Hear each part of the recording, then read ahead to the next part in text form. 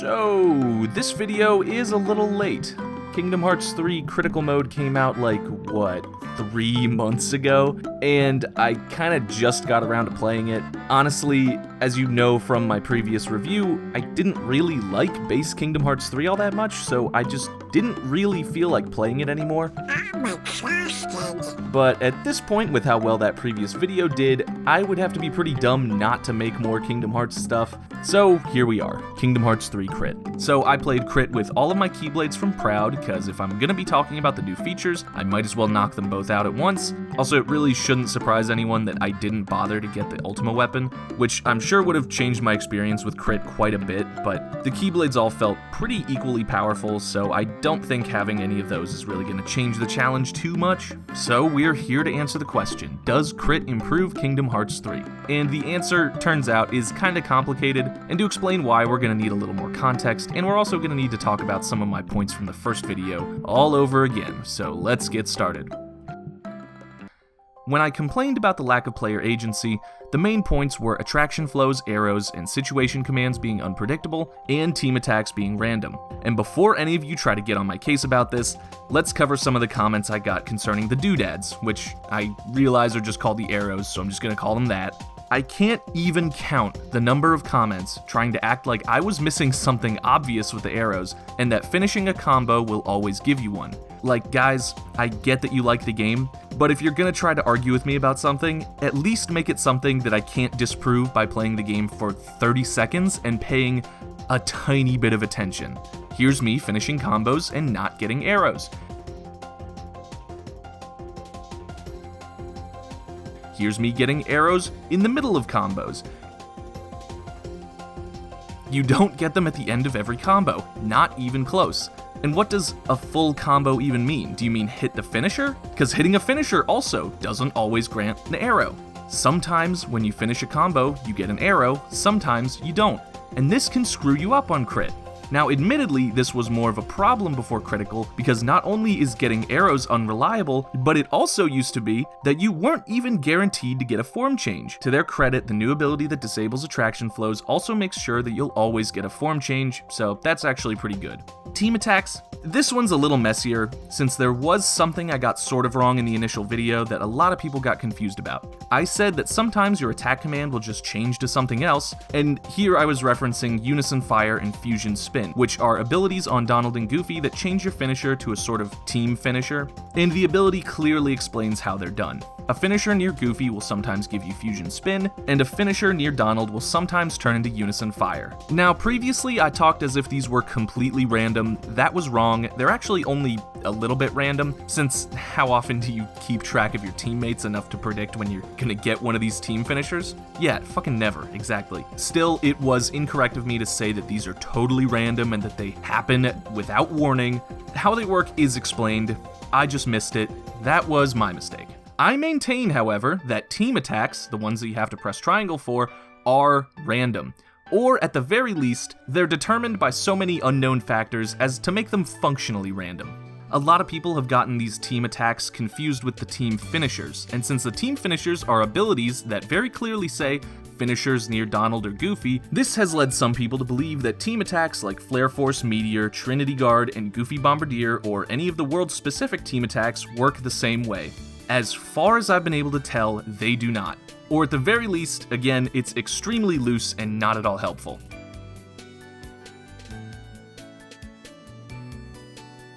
What? I made a brief attempt to test this by trying to set my teammates' AIs to go away so I could prioritize being near a certain teammate, but it really doesn't work.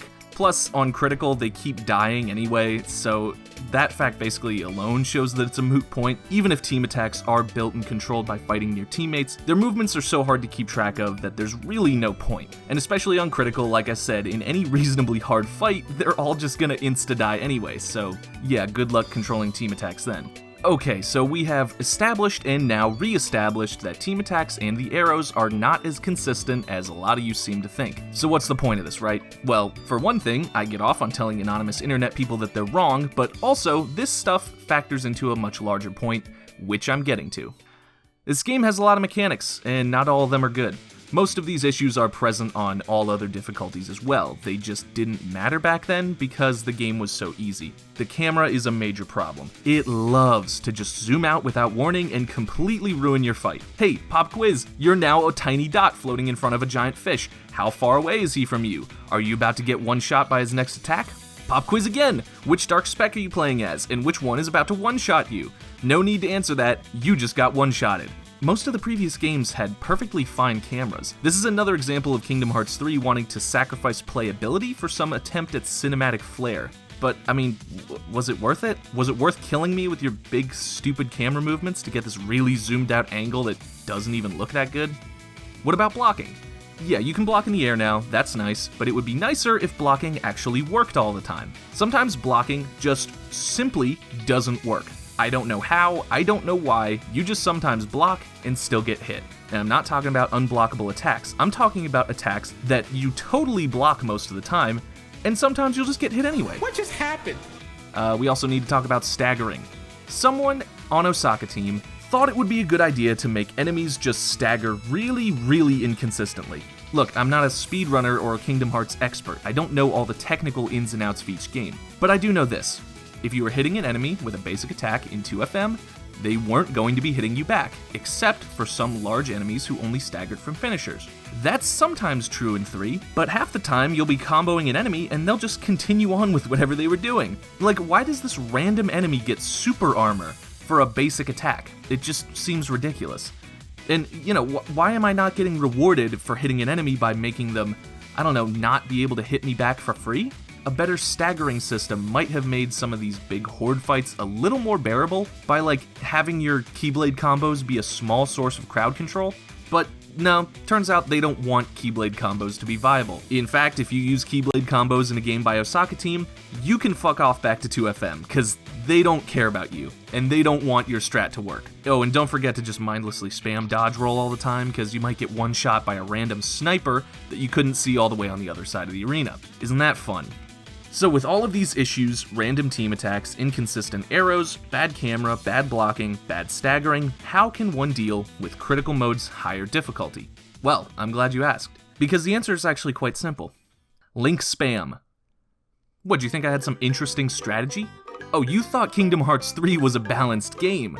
Oh, that's so cute. No, obviously not. You just spam links and shot locks. No, I'm not gonna risk going in and fighting. That's just asking to get killed. No, you fill your inventory with ethers, you spam links, and you win. In fact, the game might as well just be over once you get Simba, because every mob fight folds pretty much immediately to him, and several boss fights are just jokes once you get Ariel. Links are absolutely busted, and it's not even like there's a big trade-off for them. They take your entire MP bar, true, but magic got nerfed into the ground and cures for scrubs, so what the hell else am I gonna do with my MP bar?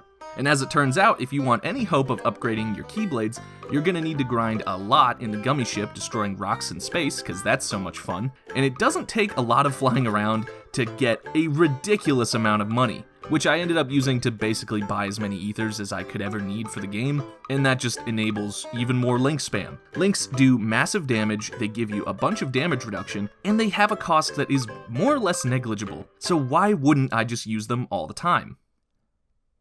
Now, I can already hear the comments. I've been through all this before with those Shovel Knight videos, except Shovel Knight is a game that I like and respect, because it's still a fun game even if you spam the OP stuff. It's your own fault for spamming links. You don't have to use links. It's not the game's fault that you chose to spam the overpowered thing. You're only not having a good time because you're cheesing your way through the game. What is this, the fucking Sekiro tweet? You cheated not only the game but yourself by spamming links. It's sad that you don't know the difference. I've got a question. Why is it my responsibility to play the game in some specific way that supposedly, according to you guys, makes it more fun? Why is it my responsibility as a player to ignore all the broken, unfun mechanics that Osaka Team filled their game with in order to customize my experience to make it a good game? How about don't release the game with poorly thought out, unbalanced crap in it, and then any way that I choose to play the game can be fun? Why should I have to ignore so many of the game's mechanics? Mechanics that might have been fun if properly balanced. Plus, imagine if I didn't turn off attractions. There would just be another way to do a ton of damage, be basically invincible, all for absolutely no cost. You just can't control when you get them. And how far are we going to take this excuse anyway? You know, that it's my own fault for abusing links? Am I cheating at the game for leveling up? Is equipping abilities just cheesing? What about food? Is that a cheap strategy? Did I not really beat the game because I didn't play it with my fucking feet or with my eyes closed? It's not like I'm using a cheat code. I'm just playing the game in the way that makes the most sense given the tools at my disposal. And if playing the game without spamming links is annoying and inconsistent thanks to Kingdom Hearts 3's shitty mechanics, and playing my way is boring and still too easy, well then I guess we're stuck between a rock and a hard place, and either way, I'm not having very much fun with this game. Look, if I sound a little defensive about this, it's only because I totally am. And all your comments about me being a disappointment are harassment, and I will be notifying the cyber police. So, yeah, enjoy cyber jail, idiots. Now, again, this isn't to say that there is nothing enjoyable in this game. There are some boss fights that are not extremely vulnerable to links, that actually feel fair and well-designed enough that fighting them without link spam was actually fun. Fights like Anti-Aqua, most of them organization fights once you get them down to just one opponent at least, and the fight with 3 Xehanorts. Link spam won't really get you much against these guys, and they're actually pretty fun to fight and learn the patterns, block, counterattack, etc. These fights in the endgame are mostly pretty good. Mostly.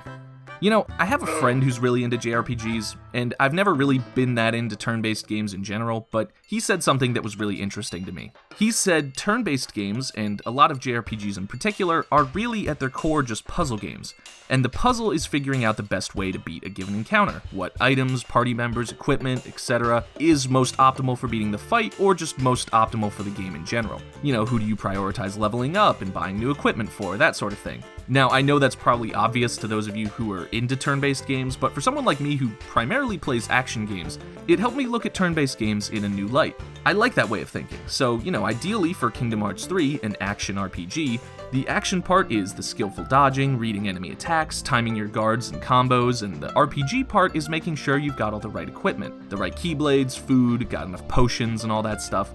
But here's the problem. Every puzzle, every encounter in Kingdom Hearts 3 has one answer: link spam.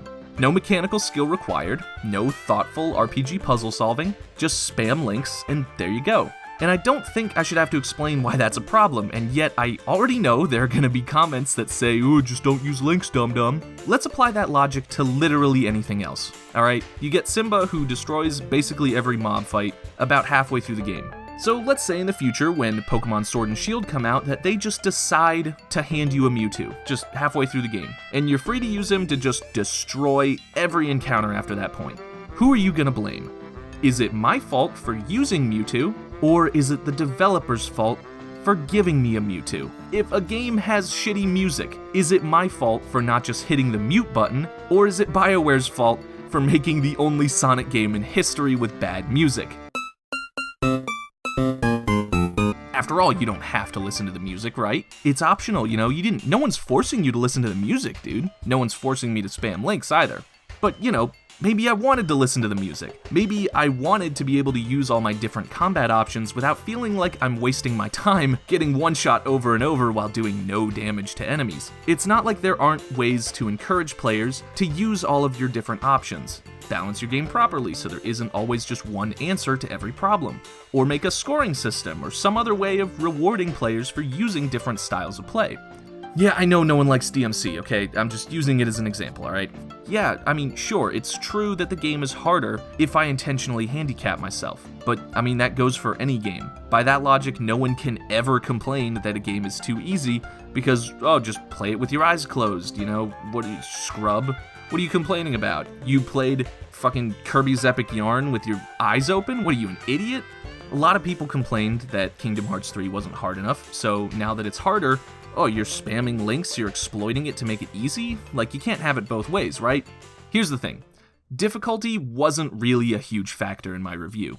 I actually hardly talked about it. Here's both times that I mentioned it. Though KH3 is certainly not a hard game, the game is, again, not really very hard. So obviously, higher difficulty wasn't really what I was asking for. my issues with the game were not due to the lack of difficulty. I had lots of other problems with the gameplay. Now, that doesn't say I didn't want critical mode, but again, like I said, given the state of the game, I was not looking forward to what a critical mode would look like, and it turns out I was kind of right. Let's see what I said last time. But honestly, even if there was a critical mode for KH3, I don't really think I'd want to play it. You'd probably spend every fight spamming magic and then hoping in vain that the game hands you one of the good commands and lets you win. Okay, fair enough. I was technically wrong about what you'd be spamming, but they nerfed magic and basically didn't touch links, so if you nerf the strongest thing in the game, you better make sure that that's not just gonna mean players are gonna spam the next most powerful thing in the game. The thing is, Kingdom Hearts 3's difficulty isn't very interesting. It's not any more mechanically complex or requiring any more thought. It's the same game, but now it's very, very punishing. And there's a subtle difference between being hard and just being really punishing.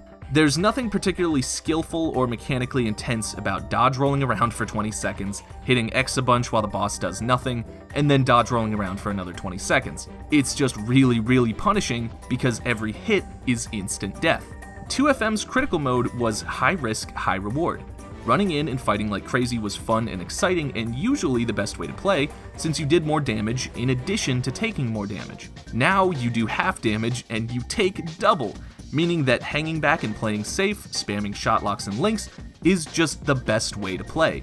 And the much larger hordes of enemies make staying safe almost impossible a lot of the time, since you can just get blindsided and insta-killed at any moment.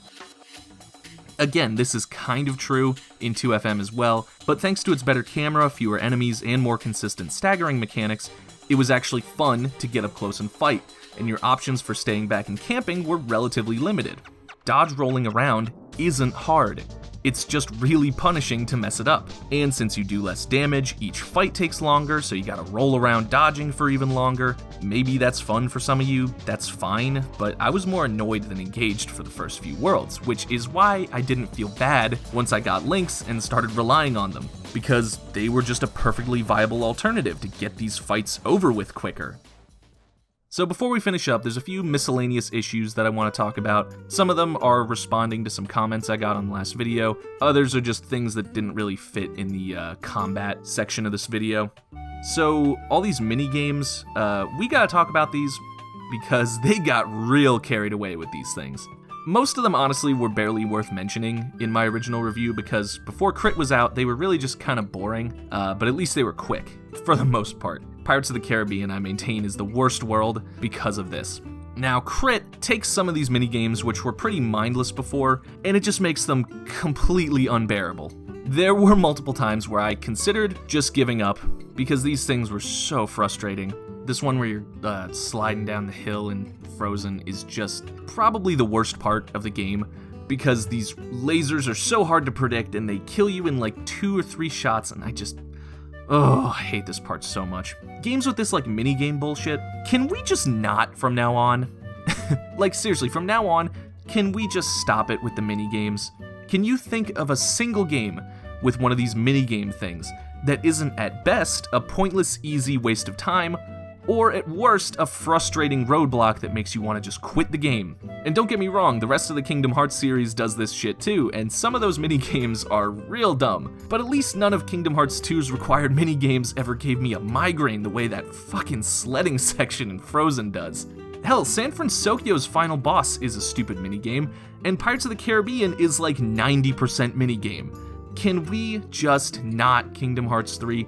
Stop it, I told you we don't talk about Atlantica. Final Fantasy characters. This was probably the biggest thing that I left out of the video that others were disappointed by. Was I bothered by there being no Final Fantasy characters in Kingdom Hearts 3? Kind of. I'm not really that into the Final Fantasy series. I've only played a couple of them, and I don't think I ever actually finished any of them. So like, Final Fantasy just isn't really a series I'm super into. I sort of got into the Kingdom Hearts series more for the Disney side, which explains why I really wanted more Disney character fights, because I'm way more into Disney than I am Final Fantasy. But that's just me. Honestly, I didn't even notice that there were no Final Fantasy characters until someone else pointed it out to me, and I was like, oh yeah, I guess they're gone. That's a bummer, you know? I mean, I would have liked to see Cloud and Leon again, but it wasn't a huge deal to me, and the video was already long enough, so that's why I didn't talk about the Final Fantasy characters. The twist with Xigbar being Luxu is actually really good. Yeah, alright. I'm not really gonna argue this one. If you liked it and you thought it was cool, more power to you. I'll admit that me thinking the Xigbar twist is dumb is probably mostly because I don't really care about the story of the mobile game. You know, if that makes me a fake fan because I don't care about the story of a phone game, if you want to rag on me for that, you go right ahead. I don't really care. Whatever. You know, if that makes me a fake fan, fine. I'm not really that worried about it. So, now that this video is almost as long as my full review of the base game, I'll conclude with this. Kingdom Hearts 3 Crit is hard, but it's hard in all the worst ways. And any time that it isn't annoying the shit out of me, it's boring me to death by being so easily exploitable. Crit really doesn't do much to improve the experience of base Kingdom Hearts 3. Instead, it ends up shining a light on Kingdom Hearts 3's existing flaws. Control issues, player agency, camera problems, and because of all these problems, you end up just relying on the only thing you can, which is link spam. I was tempted a few times to turn attraction flows back on, because some of these fights were so long and tedious, and I just wanted something to get these gigantic ass health bars off my fucking screen. Seriously, do you think that's enough health? There are other ways to make a game hard than to just make every fight feel like a battle of attrition. Let's make one thing crystal clear. If your argument for why Kingdom Hearts 3 actually has really good combat is, oh, you just need to ignore half of its combat mechanics, that's a bad argument, man. Like, that's a really, really bad argument. And I already know, again, I'm gonna get comments saying, oh, you're just mad because bad. Oh, you're mad that Kingdom Hearts 3 isn't just 2FM. I mean, sort of. I'm mad that it's not as good or fun or balanced as 2FM. It didn't need to be the same, there wouldn't be any point in that. It's fine to be different, but be different in some ways that make the game more interesting, not less interesting. And that's what Kingdom Hearts 3 Critical is. It's not interesting.